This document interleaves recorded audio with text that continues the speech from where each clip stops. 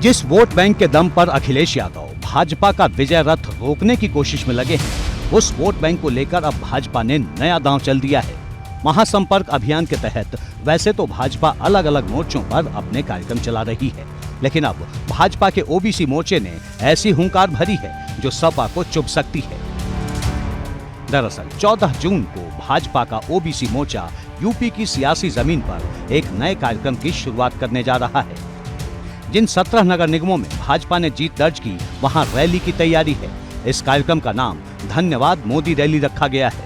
14 जून से शाहजहांपुर से इस धन्यवाद मोदी रैली की शुरुआत होगी। इसके साथ ही सभी 98 संगठनात्मक जिलों में ओबीसी सम्मेलन किए जाएंगे। देश के प्रधानमंत्री नरेंद्र मोदी जी के 9 वर्षों की सफलताओं को सेवा, सुशासन और गरीब कल्याण की योजनाओं के माध्यम से ओबीसी मोर्चा उत्तर प्रदेश में विभिन्न अभियानों को लेकर जाने वाला है।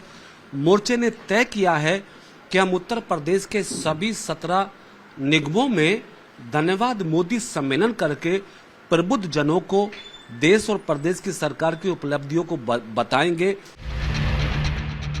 यूपी में ओबीसी वोट बैंक को हासिल करना हर दल की प्राथमिकता रहती है, क्योंकि यही वो धड़ा है जो सरकार बनाने और गिराने में अहम भूमिका निभाता है। और भाजपा ने जो तैयारी शुरू की है तो सपा की चिंता बढ़नी लाजमी है। भाजपा की कोशिश ओबीसी वर्ग तक सेवा, सुशासन और गरीब कल्याण की योजनाओं के प्रचार की है। भाजपा के कार्यकर्ता बताएंगे कि पिछड़े वर्ग के लोगों के लिए केंद्र और प्रदेश की सरकार ने क्या क्या काम किए।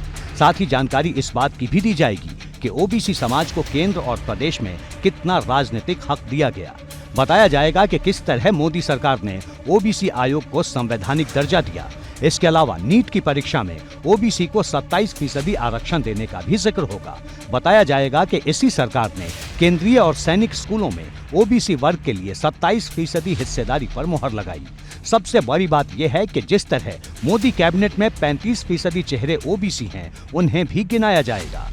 ओबीसी हो या जनरल हो या एसटी हो, एसटी हो, सबके लिए केवल दिखावा करते हैं। भाई नौकरियां कहाँ हैं, ओबीसी की नौकरियां कहाँ हैं? सेंट्रल सचिवालय में, सेंट्रल गवर्नमेंट सचिवालय में एक भी आईएएस ओबीसी का नहीं है। राष्ट्रपति कार्यालय में ओबीसी का आईएएस नहीं है। और ओबीसी बहुतायत तो किसान है। ओबीसी सबसे बड़ा किसान है। किसान को उसकी फसल का लाभकारी मूल्य नहीं मिल पा रहा। ये इनका एक पूरी तरीके से एक प्रोपेगेंडा है और अभी तक इनको याद नहीं आया ओबीसी के लिए। पिछले 9 साल से केंद्र में इनकी सरकार है और 6 साल से इनको उत्तर प्रदेश में इनकी सरकार है। इन्होंने ओबीसी वर्ग के लिए क्या किया? ये तो आरक्षण भी समाप्त करने जा रहे हैं लोग। आरक्षण में भी जो है इनको दरकिनार करने जा रहे हैं, चाहे वो SC ST हो, चाहे वो ओबीसी हो। और समाजवादी पार्टी एक ऐसी पार्टी है जिसने सदैव जो है वो पिछड़े और अति पिछड़ों की बात की है। भाजपा की ये तैयारी सपा को इस वजह से चुभ सकती है क्योंकि ओबीसी वर्ग का वोटर ही सपा के लिए मुस्लिमों के बाद सबसे बड़ी ताकत माना गया है। हालांकि 2014 से भाजपा ने धीरे धीरे इसमें बड़ी सेंधमारी कर ली है, लेकिन सपा की कोशिश भी इस वोट बैंक को लगातार साधने की दिखाई देती है।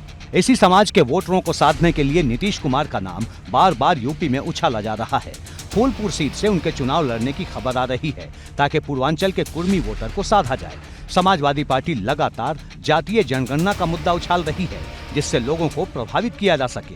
आरक्षण का जिक्र कर लोगों में नया संदेश देने की कोशिश की जा रही है।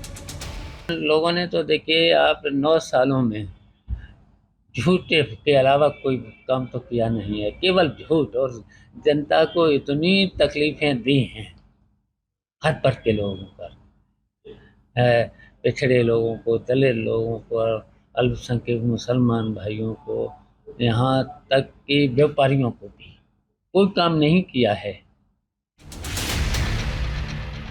यूपी में पिछड़े वोट बैंक की लड़ाई बहुत पुरानी है, लेकिन इतने बड़े स्तर पर कभी ये लड़ाई सार्वजनिक नहीं हुई और अब यही वोट बैंक सियासत का सबसे बड़ा सार्वजनिक हथियार बन चुका है।